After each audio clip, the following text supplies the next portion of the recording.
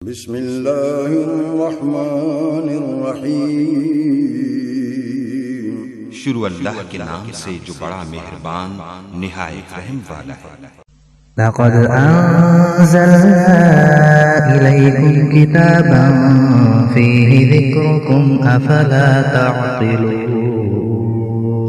اب کسی طرح مدینے میں بلا لو ہم کو، اب کسی طرح مدینے میں بلا لو ہم کو،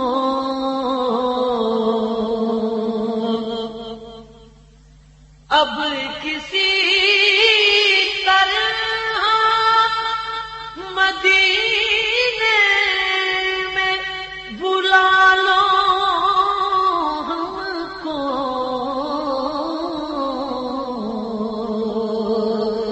ہجر کے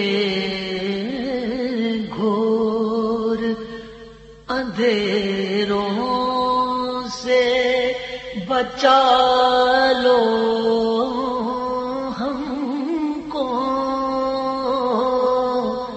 ہجر کے گھور اندھیروں سے بچا لو ہم کو۔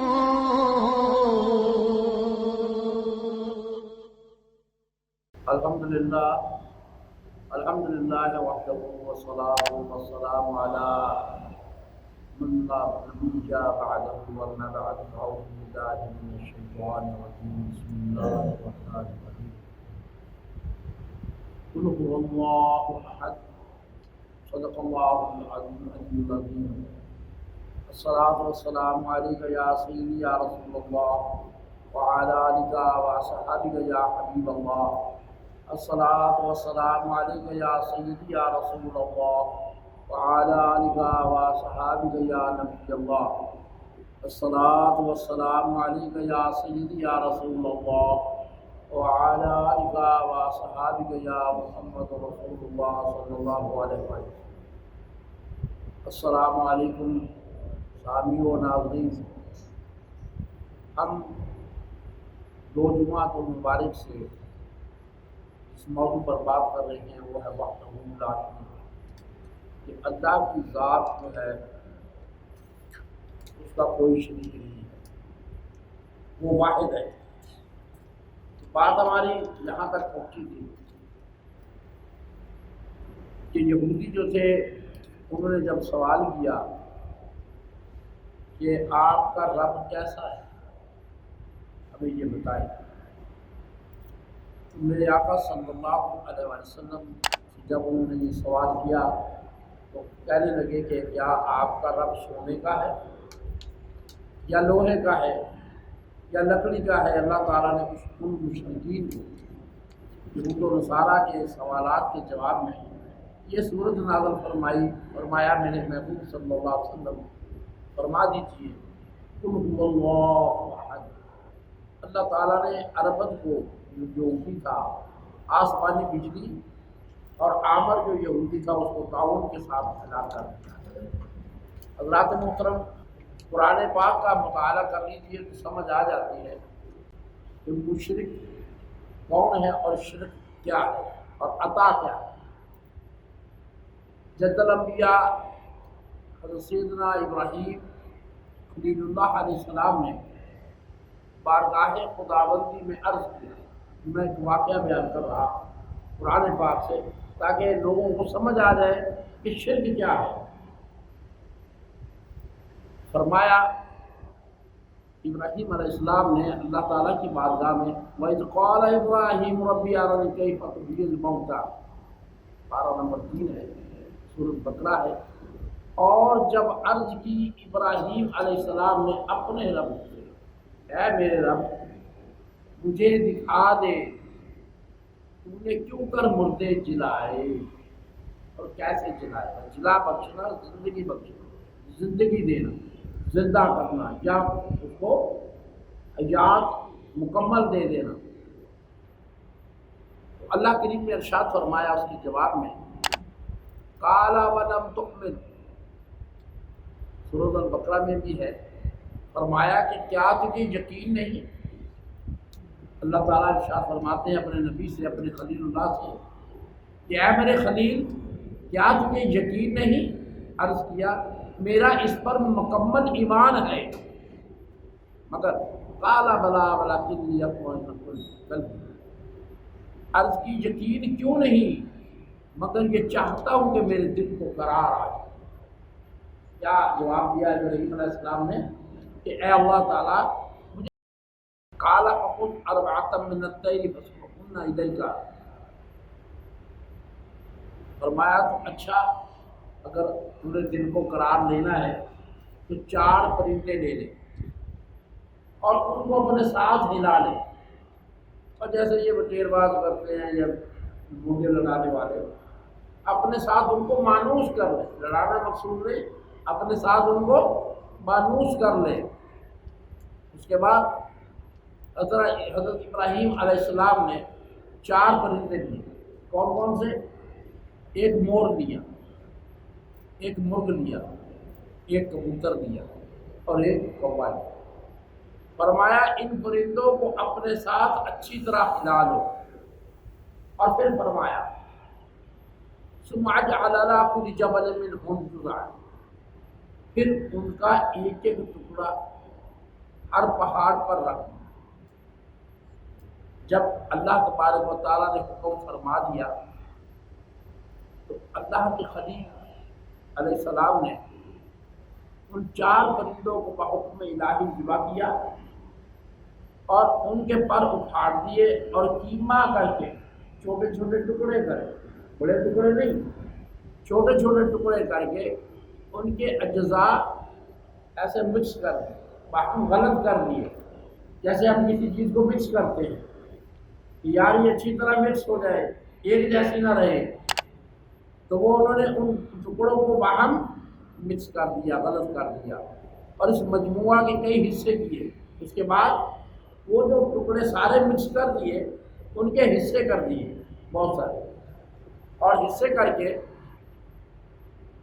کسی کو کسی پہاڑ پر رکھ دیا، کسی حصے کو کسی پہاڑ پر رکھ دیا، مختلف جگہوں پہ انہوں نے انہیں رکھ دیا، اور ان کے سر جو تھے وہ اپنے پاس محفوظ کر لیے۔ ذرا توجہ فرمائیے، جن پرندوں کو ذبح کر لیا، جن پرندوں کو ذبح کر لیا، ان کے گوشت کا قیمہ بنا لیا اور قیمہ ملا کر اس کو علیحدہ علیحدہ حصے کر دیے، پھر ان حصوں کو علیحدہ علیحدہ کر لیا اور پہاڑوں پر رکھ دیا۔ اب ارشاد ربانی ہے ثم ادعوہن، اے میرے ابراہیم اب انہیں بلاؤ۔ کیا فرمایا رب تعالیٰ نے؟ اے میرے محبوب، اے میرے خلیل، اب انہیں بلاؤ اپنی طرف۔ اے پرندو اب آؤ، اے پرندو آ جاؤ۔ اب یہ شرک نہیں ہو گیا، لیکن شرک نہیں، کیوں کہ رب نے خود کہا، رب نے خود کہا کہ اے میرے خلیل اللہ ان کو بلاؤ اپنی طرف۔ اگر رب نہ کہتے اور خلیل اللہ علیہ السلام ان کو پکارتے تو وہ شرک تھا، لیکن یہ شرک نہیں، کیونکہ رب تعالیٰ نے ان کو حکم دے دیا، عطا کر دیا کہ تم ان کو بلاؤ۔ حضرات کرام یہ مسئلہ واضح ہو گیا، مسئلہ توحید و شرک واضح ہو گیا کہ اگر حضرت ابراہیم علیہ السلام پرندوں کو، ان پرندوں کو الہ سمجھ کر پکارتے، کیونکہ اس وقت پرندوں کی بھی پوجا ہوتی تھی، ستاروں کی بھی پوجا ہوتی تھی، سورج کی بھی پوجا ہوتی تھی، درختوں کی بھی پوجا ہوتی تھی، اگر ان پرندوں کو الہ سمجھ کر پکارتے معاذ اللہ تو یہ شرک ہو جاتا۔ کیوں بھائی؟ یہ شرک ہو جاتا، اور اگر حکم خدا بندی کی بجا آوری کے لیے پکارا تو عین توحید ہے، عین توحید ہے۔ ظاہر ہے حضرت خلیل اللہ علیہ السلام ان پرندوں کو الہ نہیں سمجھتے تھے، مگر ان کو پکارا اپنے رب کے حکم سے۔ کس کے حکم سے؟ اپنے رب کے حکم سے۔ اسی طرح ہم کسی نبی یا ولی، جو اللہ کا ولی ہوتا ہے، اس کو الہ نہیں سمجھتے، مگر ان کو پکارتے ہیں۔ کچھ لوگ کہتے ہیں یہ شرک ہے، کیا سمجھ؟ اسی طرح جس طرح انہوں نے پکارا، ہم بھی اپنے بزرگوں کو پکارتے ہیں تو وہ شرک نہیں ہوتا، مگر وہ لوگ کہتے ہیں کہ یہ شرک ہے۔ حضرت ابراہیم خلیل اللہ علیہ السلام نے ان پرندوں کو پکارا جن کا کیما ہو چکا تھا اور کیما کے مختلف حصے ہو چکے تھے، اور پھر ان حصوں کو ملا کر مختلف جگہوں پر پہاڑوں پر رکھ دیا گیا، اور جب ان کو پکارا اپنے رب کے حکم سے کہ اے پرندوں آؤ، تو وہ دوڑتے ہوئے آپ کے پاس آتے۔ اللہ تعالیٰ نے یہی فرمایا تھا کہ صبح ترہن یاتینک، وہ تیرے پاس چلے آئیں گے دوڑتے ہوئے اپنے قدموں سے، اپنے پاؤں سے۔ جب حضرت خلیل اللہ علیہ السلام نے فرمایا چلے آؤ حکم الہی سے، تو یہ فرماتے ہیں حضرت ابراہیم خلیل اللہ علیہ السلام فرماتے ہیں کہ وہ اجزاء اڑے اور ہر پرندے کے اجزاء علیحدہ علیحدہ ہو کر اپنی ترتیب سے جمع ہوئے، اور پھر اس پرندے کی شکل بن گئے جو وہ تھا، جو وہ پہلے تھا۔ شکلیں بن کر اپنے پاؤں سے دوڑتے ہوئے حاضر ہو گئے اور اپنے اپنے سروں سے مل گئے۔ وہ جو کیما تھا وہ علیحدہ علیحدہ ہو گیا، اجزاء ہو گئے علیحدہ علیحدہ، اور اڑ کر اس سر جو انہوں نے اپنے پاس رکھے ہوئے تھے، چار سر تھے چار پرندوں کے، وہ اپنے اپنے سروں کو جا کر لگ گئے، اور وہ اسی پرندے کی شکل بن گئے اور وہ اڑنے لگ گئے۔ تسلیم کرنا پڑے گا کہ یہ خدا کی قدرت خلیل اللہ کا معجزہ تھا۔ یہ معجزہ اگر دوسرے انبیاء و اولیاء کو اگر رب عطا فرما دے تو شرک کیوں نہیں؟ اس کو شرک نہیں کہا جا سکتا۔ یہی کرامت عطا فرما دے تو شرک کیوں؟ دربار نمرود میں حضرت ابراہیم علیہ السلام فرماتے قال ابراہیم ربی یحیی و یمیت۔ ترجمہ جب کہ ابراہیم علیہ السلام نے کہا میرا رب وہ ہے جو جلاتا ہے اور مارتا ہے، زندگی دیتا ہے اور مارتا ہے۔ فرمایا یحیی، یعنی کہ میرا رب مردے زندہ فرماتا ہے۔ کیا فرمایا؟ کہ میرا رب مردے زندہ فرماتا ہے۔ اور عیسیٰ علیہ السلام فرماتے ہیں احیی الموتیٰ بإذن اللہ۔ یہ قرآن پاک میں آل عمران سورہ میں 49 نمبر آیت میں ترجمہ یہ ہے اس کا کہ میں مردے جلاتا ہوں۔ کیا فرمایا؟ میں مردے جلاتا ہوں اللہ کے حکم سے۔ یہاں بھی اپنا نام تو لیا، لیکن یہ بھی کہا ساتھ کہ میں اللہ کے حکم سے جلاتا ہوں۔ مجھے رب نے حکم دیا ہے تو میں جلاتا ہوں، میں ان کو زندگی دیتا ہوں۔ اللہ اکبر۔ اپنی رسالت کی دلیل انہوں نے قرار دیا اس کو، مگر ہمارے نزدیک عین توحید ہے، کیونکہ اللہ تعالیٰ خود مردے زندہ فرماتا ہے، اور حضرت عیسیٰ علیہ السلام نے ان کے اذن سے مردے زندہ فرمائے، اللہ کے حکم سے مردے زندہ فرمائے۔ دوبارہ اسی آیت کی طرف آتے ہیں احیی الموتیٰ بإذن اللہ، میں مردے زندہ کرتا ہوں اللہ کے اذن سے۔ تو پتہ چلا کہ انبیاء کرام اللہ تعالیٰ کی طرف سے معصوم ہوتے ہیں۔ معصوم، ان کا ہر کام دراصل اللہ تعالیٰ کا فعل قدرت ہوتا ہے، اور پھر شرک کیسا ہو اس کو ہم شرک نہیں کہہ سکتے۔ اب میں معصوم کی آپ کو آگے دلیل دیتا ہوں، اس کا معنی بھی بیان کرتا ہوں۔ جو عبد ہے نا، عبد کی اقسام، عبد کی قسمیں۔ اب میں سمجھانے کے لیے مثال عرض کرتا ہوں کہ ہم نے کہا عبد کی اقسام، عرض ہے کہ عبد کی 3 قسمیں،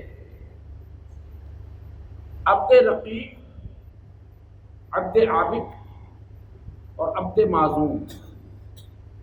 میں عرض کرتا چلوں کہ عبد کیا ہے؟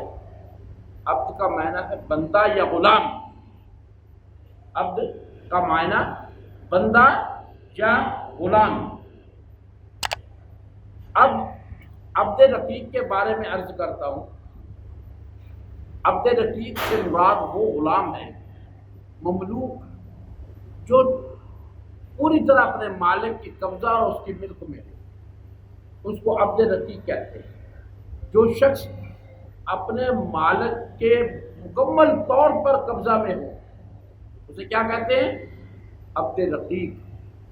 اب پہلے میں نے عرض کیا کہ عبد عابد بھی ہے، تو عبد عابد سے مراد ہے کہ اپنے مالک سے بھاگا ہوا غلام، جو اپنے مالک سے بھاگ جائے، اپنے مجازی مالک سے بھاگ جائے، اس کے قبضے سے باہر ہو جائے، اسے عبد عابد کہتے ہیں۔ اب عبد معزون جو میں نے پہلے عرض کیا، عبد معزون وہ غلام ہے جو مالک کی ملک تو ہے اور اس کے قبضے میں بھی ہے، اور اس کی قابلیت اور صلاحیت اور استطاعت اور خوبی کی وجہ سے اس کے مالک نے اپنا کاروبار کا مختار اس معزون کو بنا دیا، اس بندے کو بنا دیا، اسے معزون کہتے ہیں۔ تو معزون کا معنی کیا ہوا؟ جس طرح میں اور بھی مثال دے دیتا ہوں۔ مثال کے طور پر ہمارے آرتی لوگ موجود ہیں، ان کا کوئی منشی ہوتا ہے، ان کے اوپر یہ مکمل اعتماد کرتے ہیں کہ تو کاروبار ہمارا سنبھال لے، تجھے اجازت ہے تو کم بیچ یا زیادہ بیچ، جیسے بھی کر، تیرے کو اجازت ہے، اس کو معزون کہتے ہیں۔ جس کو قابل سمجھا جائے، جو اس قابل ہو، اسے عبد معزون کہتے ہیں، اور اسے اس بات کا اذن دے دیا ہو کہ وہ مالک کے کاروبار میں جائز اور ممکن تصرف کرے، اس غلام کا خریدنا، بیچنا، لینا، دینا، سب کچھ اس کے مالک کا خریدنا، بیچنا تصور کیا جائے۔ وما علینا الا البلاغ المبین۔